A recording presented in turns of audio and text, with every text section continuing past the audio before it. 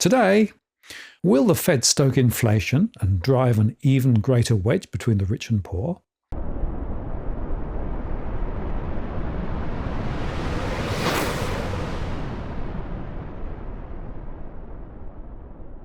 Hello again, it's Martin North from Digital Finance Analytics, where I've noticed posts covering finance and property news. Well, this is our weekly market update, where we start in the US, go across to Europe and Asia, and end in Australia, while covering commodities and crypto along the way. We do this to keep track of what's going on in today's complex market, so expect lots of data, not superficial waffle. You've been warned. If that's not for you, then look elsewhere for more cute cats. We are, it seems, at the pointy end of the Fed's decision to cut rates when they meet next week, as US shares rallied on renewed expectations that they could opt for a half percentage point cut. Futures actually have it 50-50 for a half or a quarter point cut, but everyone is now expecting the first of several ahead. Former New York Fed President Bill Dudley said late on Thursday that there was a strong case for a 50 basis point interest rate cut, but Wells Fargo economists said they expect a 25-point cut next week, though they were reluctant to close the door on a half-point move. But TD Securities thinks a 50-point cut would be premature. Between this week's CPI report showing unexpected strength in core consumer prices, the upside surprise in the producer price index, and the labour market that continues to steadily add jobs, there is enough strength to suggest aggressively easing monetary policy is not yet warranted, they said. Our view remains that a 25 basis point cut next week is the most likely outcome, with 2 more cuts coming by the end of the year. Also on Friday, a survey showed that US consumer sentiment improved in September as inflation subsided, although Americans remain cautious ahead of the November presidential election.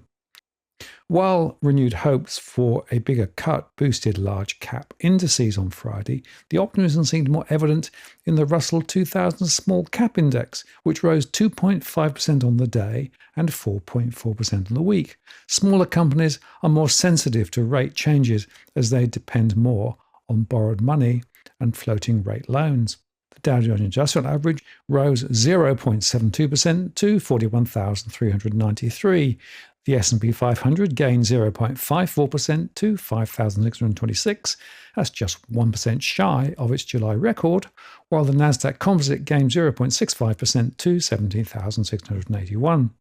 The potential for a large cut helped drive utilities, materials, and industrials higher. In fact, 24 of the Dow's 30 components were higher, but techs mostly lagged. All 3 major US benchmark indices ended close to roughly 2-week highs and logged solid weekly gains. For the week, the S&P 500 rose 4.02%, the Nasdaq climbed 5.95%, with both marking their biggest weekly percentage gains since early November. The Dow added 2.6% for the week. Adobe finished up 8.5% after the Photoshop maker forecast fourth quarter earnings below estimates, and Boeing shares sank 3.7% after its US West Coast factory workers walked off the job early on Friday as they overwhelmingly rejected a contract deal. Chinese e-commerce firm PDD Holdings fell 2.4% after the Biden administration said it was moving to curb low-value shipments entering the US duty-free under the $800 de minimis threshold. And Uber shares rallied 6.4% after the ride-hailing platform said it would bring autonomous ride-hailing to Austin, Texas, and Atlanta in partnership with Alphabet's Waymo. The volatility index, which measures the implied volatility of the S&P 500 options, was down 2.99% to 16.56, and the US dollar index futures was down 0.22% to 101.12. Nvidia's huge stock rally is still exerting an outsized influence over the S&P 500 index, reinforcing concerns that broader markets could be hurt if the chip-making giant's fortunes were to turn. This year's 140% surge in the shares of Nvidia, whose chips are seen as the gold standard in AI applications, has accounted for about a quarter of the S&P 500's 17% gain so far. Nvidia showed its powerful hold over Wall Street on Wednesday, when the stock rallied 8.2% on reported strong demand for the company's chips. That helped drive the S&P 500 to its biggest intraday upswing in nearly 2 years. The index reversed a 1.6% loss to end the day up 1.1% then. The S&P 500 has struggled to make headway this year on Nvidia's down days, eking out gains only 13% of the time when the chip makers' shares are closing weaker. This year, the index has failed to rise more than 1% on any day when Nvidia's shares ended lower. In 2020, there were just 13 such instances. Microsoft, Apple, and Nvidia have a combined weighting of nearly 20% on the S&P 500, although shares in the first two have gained far less this year than Nvidia. Traders are keeping a close eye on Nvidia's options, by the way, which have played a major role in boosting recent moves. Nvidia recently accounted for about 22% of the overall volume of individual stock options traded daily, up from around 5% at the start of the year, making it the most actively traded stock in the options market on most days. Nvidia's gains are amplified when traders rush into upside call options. When buying of those options surge, market makers who sell those contracts are on the hook to buy and deliver more Nvidia shares at the agreed price, leaving them short gamma in options parlance.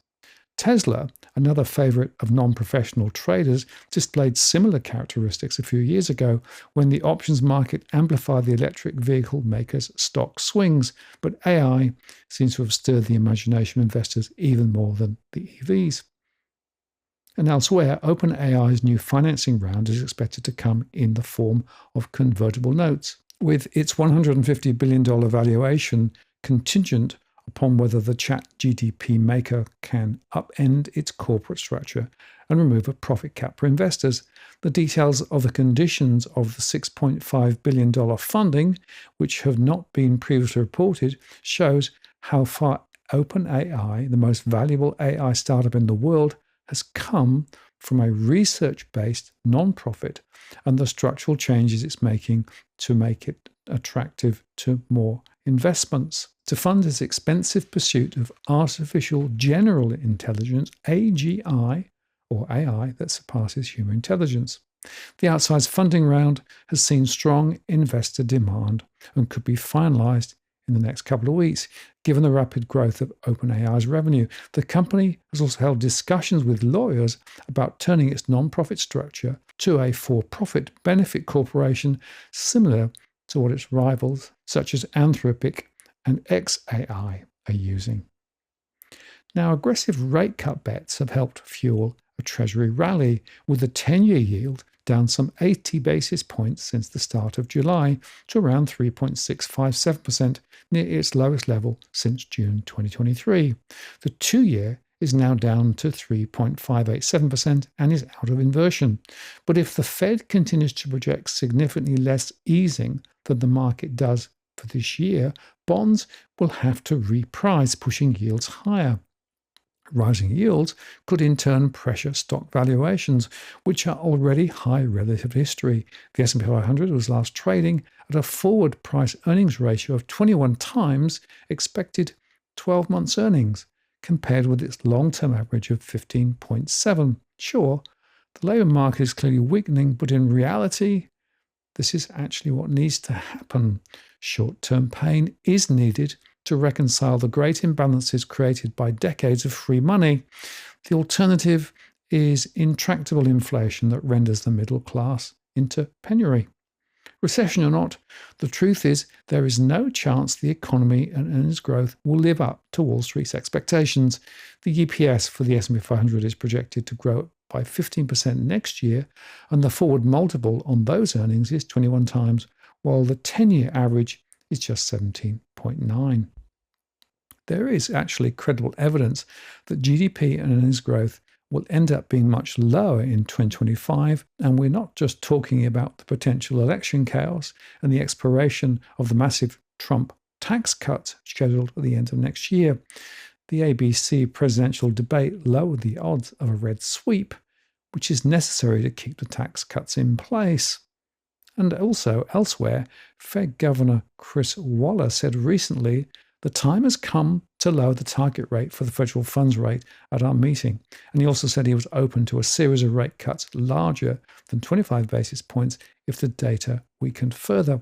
The stock market had recently had its worst week in about a year at that point. Therefore, the Fed felt compelled to unleash its plunge protection team. So the Fed proves over and over again that it is in the business of bailing out asset prices and banks. It only really pretends to care about fighting inflation and defending the middle class. The truth is, jobs are actually not being lost yet. We still have positive net new job creation in the US that is commensurate with labour force growth. So therefore, there is absolutely no need to rush into rate cutting cycles now, and certainly not one with oversized rate cuts. The second and most important point is that inflation has already wiped out most of America's standard of living. Therefore, the aggregate level of prices needs to decline, not just go up more slowly to a level that has destroyed the purchasing power of consumers. But the Fed seems set instead on inflation, and this will simply protect the rich and crush the poor some more. We should ask, what is their real agenda? And by the way, at the close in Toronto, the S&P TSX Composite rose 0.4% to hit a new all-time high, once again reacting to the lower rate expectations. After 3 weeks of consolidation, gold futures moved decisively upwards, hitting a record above $2,606 per troy ounce on Friday. Gold prices were up around 3% from the beginning of the week and 25% since the beginning of the year, well ahead of the major stock market indices and against the general decline in base metals. The decline in bond interest rates is returning some of the appeal of gold to retail investors. From this perspective, it's worth being prepared that the expected Fed rate cut next week could reverse the trend. In 2015, we saw a similar situation, but in the other direction. Elsewhere, oil prices fell on Friday as US Gulf of Mexico crude production resumed following Hurricane Francine, and data showed a weekly rise in US rig counts. Brent futures, crude, settled at $72.13 a barrel, while US West Texas Intermediate crude settled at $69.27 a barrel. For the week, oil futures finished higher following those sharp storm-related increases early in the week that broke a streak of declines.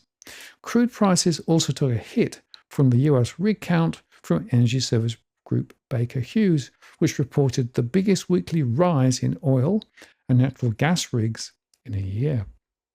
Both the Organization of the Petroleum Exporting Countries and the International Energy Agency lowered their growth demand forecast this week, citing economic struggles in China, the world's largest oil importer.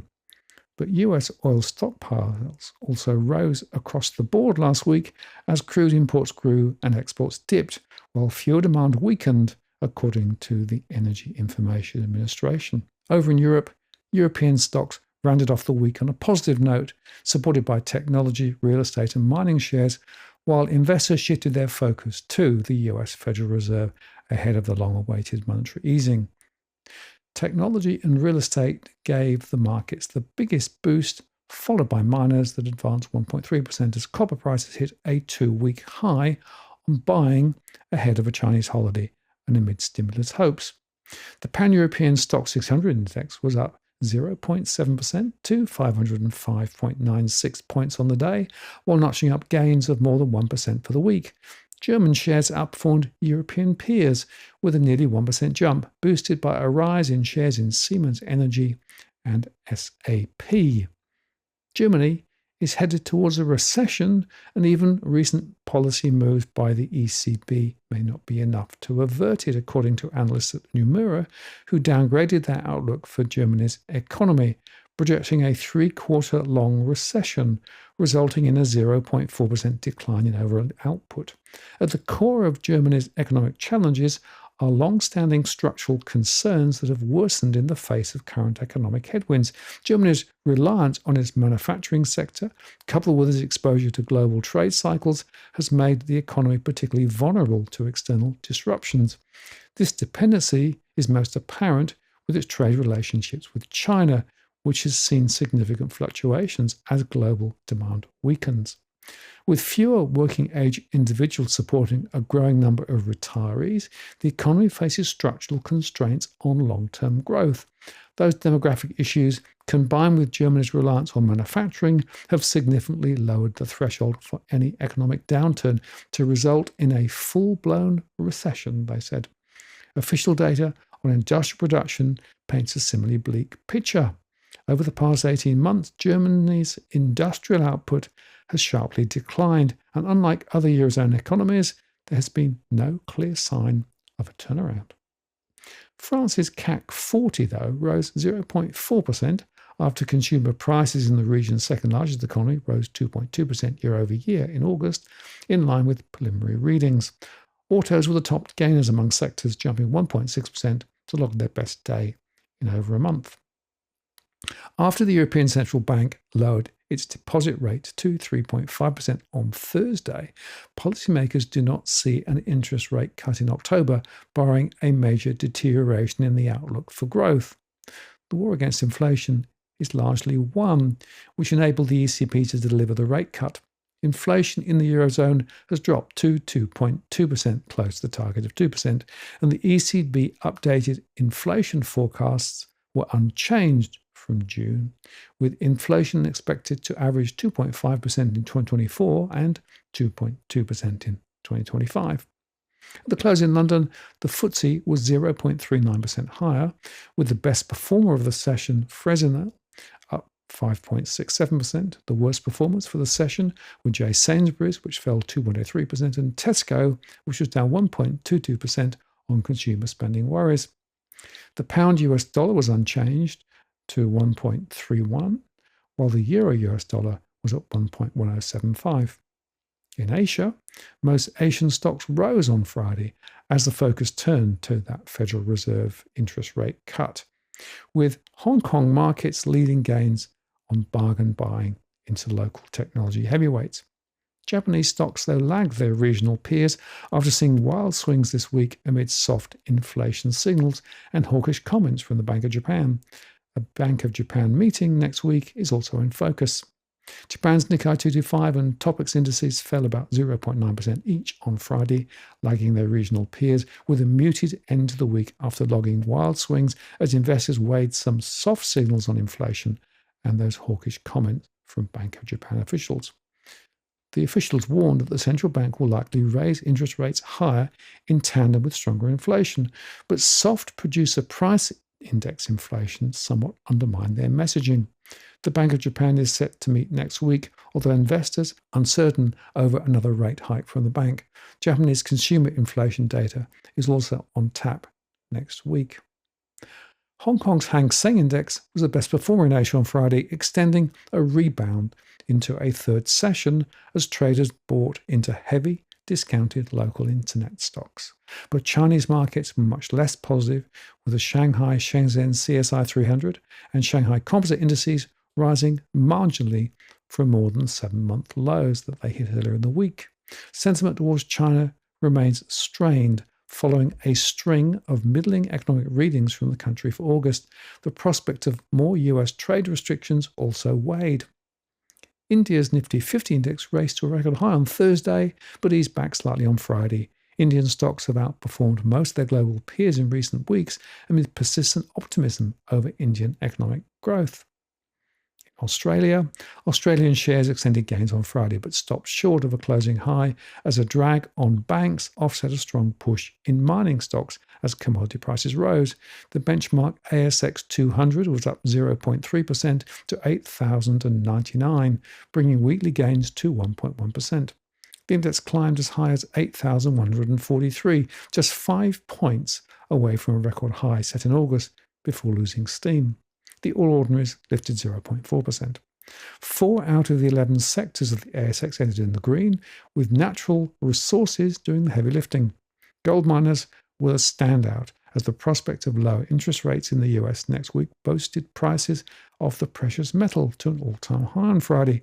West African resources and Perseus mining soared by more than 10% to $1.525 and $2.59 respectively. Evolution mining jumped nearly 7% to $4.32.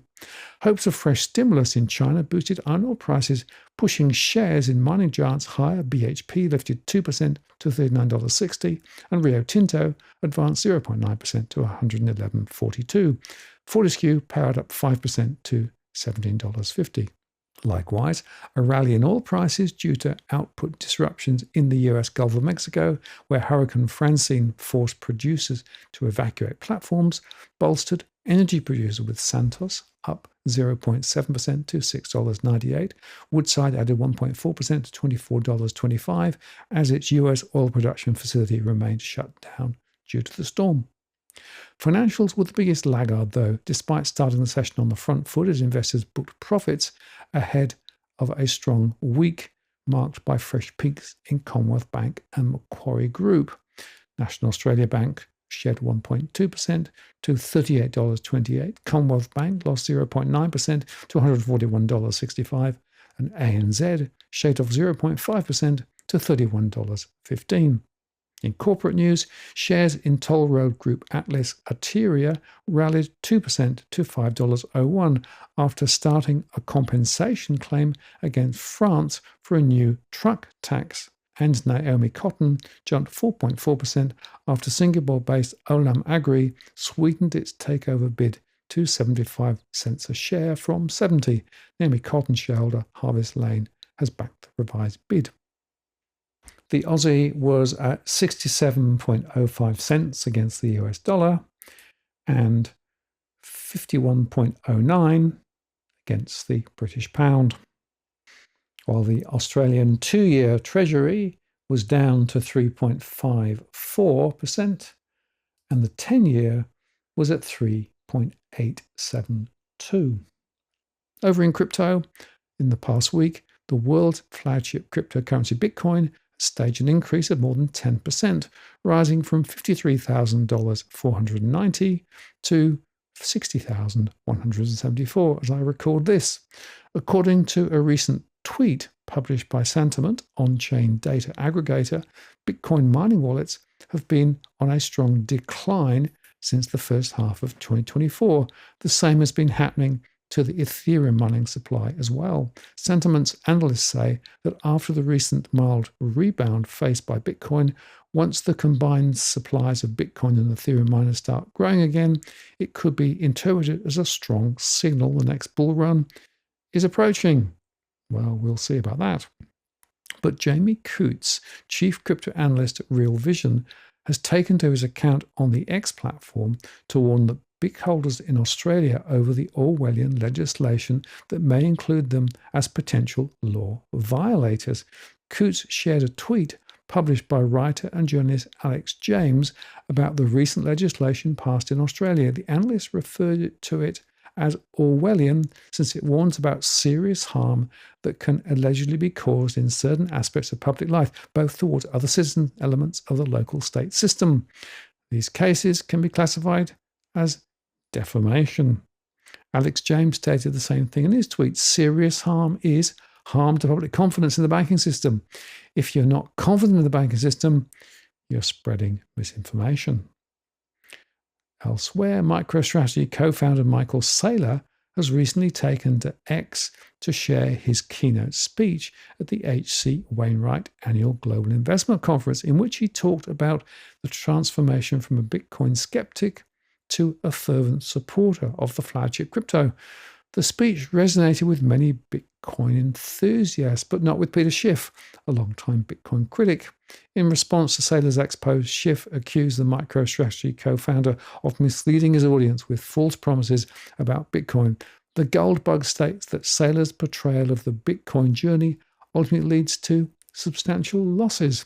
In truth, the Bitcoin journey is not quite as he describes. It begins with a sucker and ends with heavy losses, Schiff wrote. He has also challenged Saylor to a debate. Again, Saylor mentions me, but won't debate me, he remarked. Well, standing back, there are so many uncertainties in the markets at the moment. One thing is for sure, that's more volatility. The Fed next week will definitely move markets, one way or the other. And more broadly, there is significant uncertainty ahead of the US election. So I think markets will continue on their wild ride. And by the way, I don't think that the AI story is over on one hand, but neither do I think the current valuations that are held among many crypto stocks make a lot of sense. And if they do ease back, that would be enough to move markets down too. So the bottom line is simply this: hang on to your hats. The next month or two will continue to be volatile in the extreme. I'm Martin North from Digital Finance Analytics. Many thanks for watching, and I'll see you again next time.